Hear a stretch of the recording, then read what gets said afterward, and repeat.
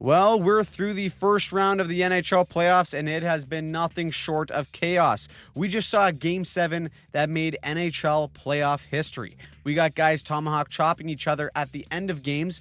Others are rewriting their playoff narratives, all while two teams gave us the most bizarre game of these playoffs. The NHL is buzzing, so let's cover and break down what happened in part 7 of our round 1/2 recap. I don't know, Gary and the scheduling has made the name a work in progress. We start with Game 6 between the Montreal Canadiens and the Tampa Bay Lightning. Montreal with a chance to close out the series in Montreal. It is an absolute zoo at the Bell Center right out of the gate. Looking to set the tone early. They're throwing the body, but this one through and through was a goaltending battle between Dobish and Vasilevsky. We're talking first one to blink loses here. 2-on-1s. Vasilevsky comes up big, and then Dobish responds back with a big stop of his own. On top of that, we had huge defensive efforts as well. Look at this puck squeak through, but the no is Gandalf. He says, "You shall not pass." Saves this puck on the goal line from going in. What a hero. This game stays tied at 0. Then Montreal gets a chance on the power play late in the second. Puck goes to Demidov for the one-timer, and out of nowhere, the left leg kicks it out like Bruce Lee. He says, "Here, try again." Demidov gets a second whack at it, and Vasilevsky gloves it out of the air. My goodness. Vintage Vasilevsky keeps this all tied. Let's go late in the third period. Still no score, and in comes Ivan Demidov. He was dancing all throughout this game, and he dances Hagel here to get in all alone. But look at Cirelli. He's almost going to give him a tiny can opener to slow him up, and then he's going to go barging into Vasilevsky. But the refs called Demidov for goaltender interference, and Habs fans are not happy about that one, as now they got to go on the kill in the final minutes of the third. Tampa's power play was buzzing. They were moving the puck well. A couple of huge chances, again stopped by Dobish, but the Killers were putting their balls on the table, selling out to block shots. The Habs kill a huge penalty, and this goes to overtime because, of course, this series deserves it. This time, it is Montreal's turn on the power play, and they get the look that they want. Hudson in the slot gets all of it on the one-timer short side, and this time it is the right pad of Vasilevsky that robs him. What a reactionary save. Just a Matrix-level performance from the Tendies in this one. But one was bound to beat them. Tampa gets an extended possession, and they're going to run a pick and roll here straight out of the Shaq playbook. Montreal plays a hybrid style of defense that goes into a man-on-man when the puck is up high. And so when Hagel gets this puck at the blue line, everyone starts attaching to a man, and Doc flexes out to attach and attack onto Hagel. But Lilleberg, with the prime Shaquille O'Neal pick, gives Hagel this entire lane to walk in. Now Montreal's like, oh shit, we don't want the hottest shooter on Tampa stepping down Main Street. We got to pressure him right away. But both Habs players here step up, leaving a man open down low. Now it is a mini 2v1. It's greasy, it's ugly, but it is playoff hockey. Gonzalez picks up the garbage and sends this back to Tampa for Game 7. You got John Cooper walking off the ice, taunting the fans, saying we need one more and we're in for a treat. What a game for both goalies. This series honestly deserves 7, but I have to say this is the best Vasilevsky has looked in years during the playoffs. He recorded a shutout, and that is the playoff Vasi of old that should scare the shit out of Montreal heading in to Game 7. Now next is the Sabres versus the Bruins in Game 6. Buffalo had a chance to close out the series at home, but David Pastrnak said nah, scored the OT winner and then got flipped off by the fans, and he says we're coming back. Now early in the first period, the Sabres got to their game right away. When they are on their game, their D are more active than anyone. So Buffalo gains the zone, and as Thompson crawls back up the wall, Dahlin is going to activate right down the middle. Twinkle toes, tuck pops out, and the feed is slick. 1-0 Buffalo. Big start that they add on to 7 minutes later. Buffalo is the living embodiment of motion is lotion in their offensive philosophy. And look, it's almost the exact same play. Krebs crawls up with possession. Again, Dahlin, that wild cowboy, activates off the blue line into the middle, and Krebs and Samuelson are going to run a high scissor route that creates space against Boston's coverage. So Samuelson has all this time to step in, and it finds a way through. Buffalo has a 2-0 lead going into the second. But as always for Boston this season, the man who's had chronic back pain from carrying the Bruins offense for the last year is David Pastrnak. He gets a clapper to bring this within one going into the third period, but Buffalo gets a huge response of their own. Josh Doan 1-on-2 with a dog of an effort. He just outworks both Boston players, centers it out in front for Benson to regain the 2-goal lead, and they don't look back. Empty netter seals it, and we get some hate in the dying minutes. Benson kind of slew foots McAvoy, and the wires cross instantly. He's looking for blood getting up. Look at this windup he takes, practicing for the early tea time the next morning. He whacks Benson pretty good. Benson just smiles afterwards. You have to imagine that's going to be a suspension going into next year. Benson is also just a new age Brad Marchand, lives for being a rat. Buffalo, for the first time since the toaster was invented, has won a playoff series. What a story. They move on to round 2, where they will play the winner of Tampa, Montreal. As for Boston, they had a hell of a season based on their expectations at the start of the year.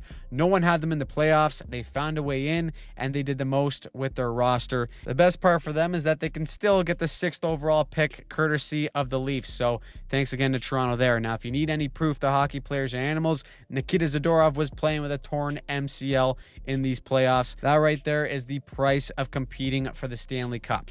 Then we go to Game 6 between the Utah Mammoth and the Vegas Golden Knights. This has been crackhead hockey all the way through. Utah was on the verge last game of taking a 3-2 series lead, but blew it in the final minute and ultimately lost the game. So now they're back home to try and force 7. And you know who's all of a sudden become Wayne Gretzky in this series? It is Brett Howden. He scored the OT winner in Game 5 and then says, I want some more in Game 6. He gives Vegas a 1-0 lead late in the first. That is now his 4th goal of the series. Depth, baby. Name of the game in the postseason, but you also need your big boy stepping up, which is why they call the noted playoff wizard himself, Mitch Marner. Yes, sir. Notorious for becoming Casper the Friendly Ghost in games 5, 6, and 7 in Toronto all throughout his career. He's going to step into this one and wire a piss missile. Glove side on Vemelka. My goodness. Leaf fans are like, where the hell was this for the last decade? That is a big goal in the dying seconds of the second to give Vegas a 2-0 lead. No lead is safe in this series, though, as we're halfway through the third, and Kyler Yamamoto risks a little squeaker that beats Carter Hart from range. Here we go. Building is rocking. Utah has all the momentum, but a veteran team like Vegas, who's been there and done that, just get it right back. Colton Sissons, again, the depth of the Golden Knights stepping up throughout this series, and then the true dagger that was felt all the way up in Toronto is Marner getting one on the power play. 3-point night for him.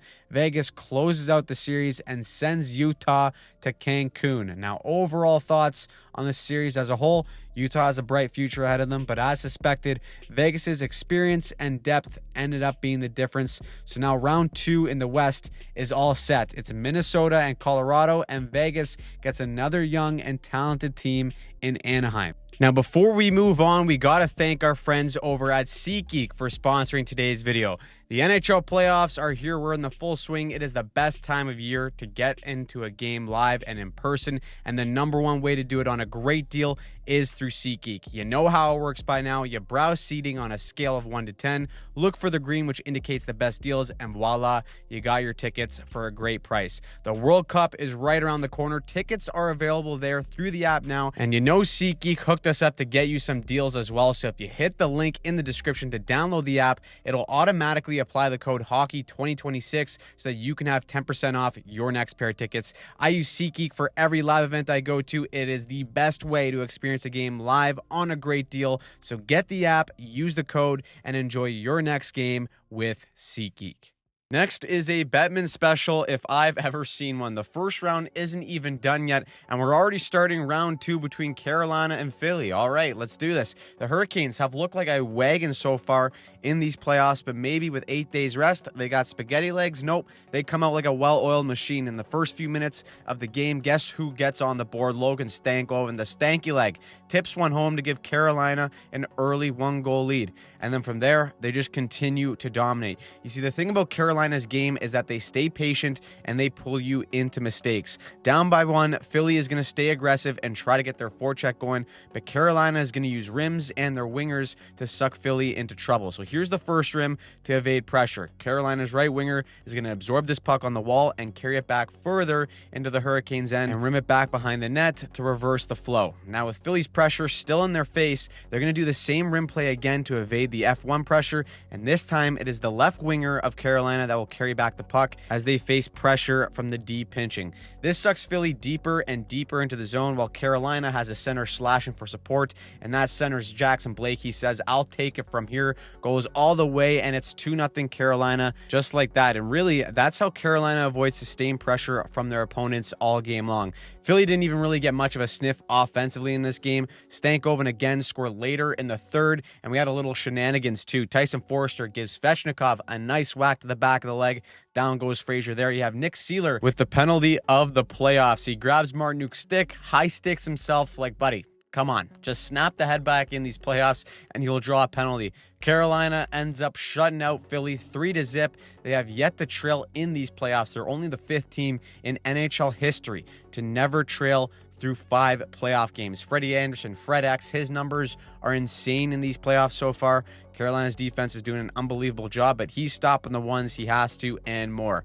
As for Philly, they look like they're riding the high of beating Pittsburgh in 6, but if they don't dial it in here, they will be looking into all-inclusives in Punta Cana in no time. Then we get the final game of round 1 between Tampa and Montreal, and this has been the best series of the playoffs so far. We deserve 7, and we get it. So let's go to the first period. Tampa is carrying the pace of play, but Montreal gets sustained pressure near the end of the first. They go low to high, and it's just fundamentals, baby. Good old-fashioned pucks on net with traffic, and Nick Suzuki, the captain. Tippy long stockings deflects it in. It goes off a Tampa player as well and beats Andre Vasilevsky to make it 1-0 Montreal going into the second.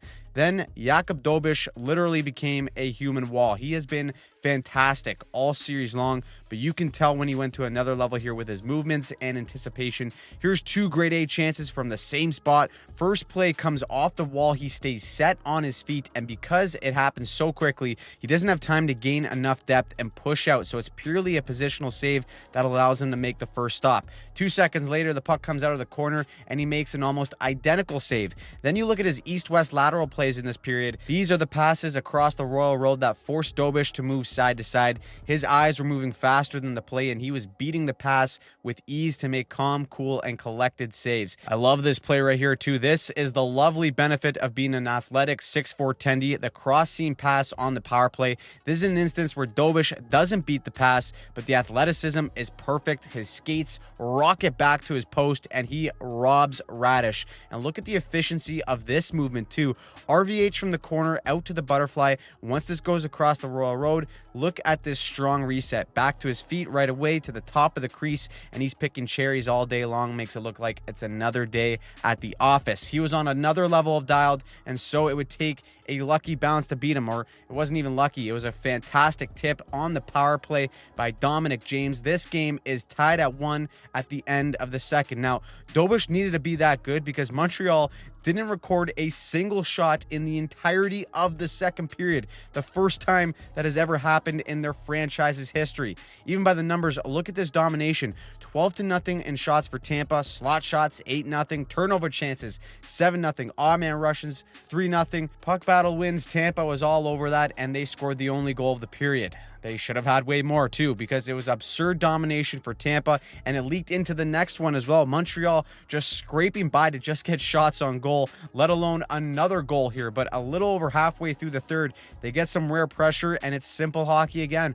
Low to high, take advantage of the space, and put one on net and hope for good luck. That is what Hudson does. It bounces off the glass, and here's Alex Newhook with the bat, and heavens to Batsy, it is perfect. It catches Vasilevsky by surprise, and Montreal, despite getting outplayed, have a 2-1 lead. Time is now ticking.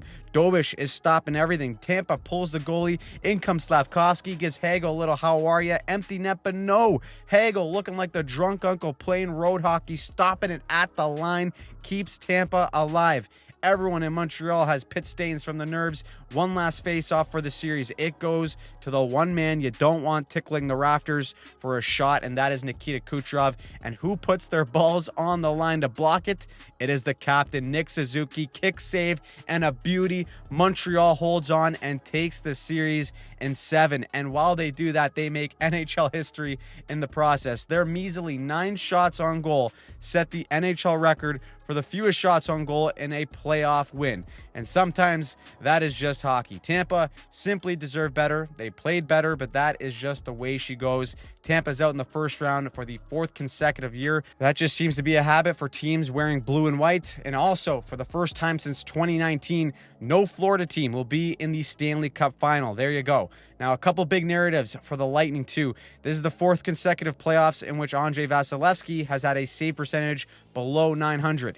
Nikita Kucherov going for the Toronto Mitch Marner Legend title. He's got 0 points in 7 career Game 7s. Change may be coming in Tampa. Hard to point the finger at John Cooper, though. He's had a crazy year. This year, he lost a gold medal game with Team Canada and Game 7 with Tampa, and his teams outshot USA and Montreal 71-37.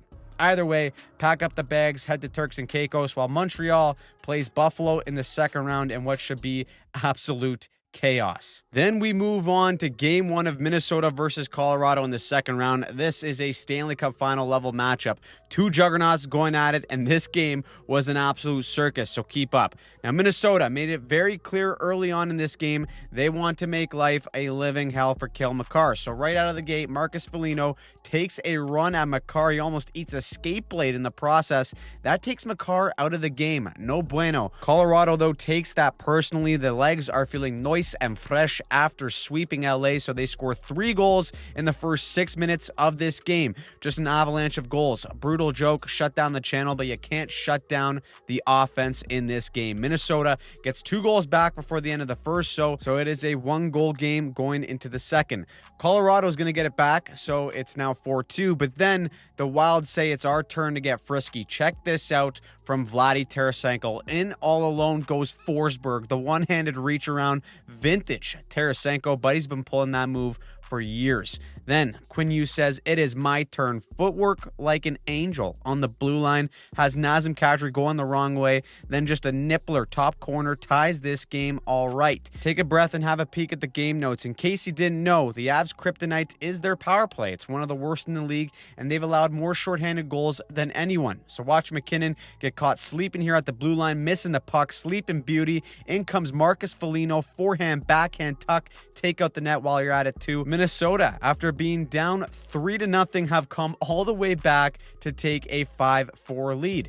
That lasts about 2 minutes because Colorado ties it back up. Oh, and Makar's back as well. He sees Hughes dancing. He says, I want a Rochambeau as well. So let's run a set face-off play, shall we? McKinnon, quick kick out to Makar out wide. He steps in and rips it. Anything you can do, I can do better. Colorado has a bunch of those set face-off looks with McKinnon and Makar, by the way, off of a face-off win. So Wild, watch that on the pre-scout, fellas. Avs retake the lead and add on to it as Kadri gets a semi-break. It's a goal. Zuccarello scores off of his kneecap. It's now 7-6. And why not? Because goaltending and defense is optional. So Makar again says, let's double dip the chip. Couple pump fakes. The release is money. And that is basically the game. McKinnon gets the empty netter. Colorado takes game 1, 9-6. Holy shit, boys. Here's the timeline of the goals. That is a beer league box score if I've ever seen one. The Avs set a team playoff record with the 9 goals, and we're in for a treat in this series. Now, overall thoughts after game 1,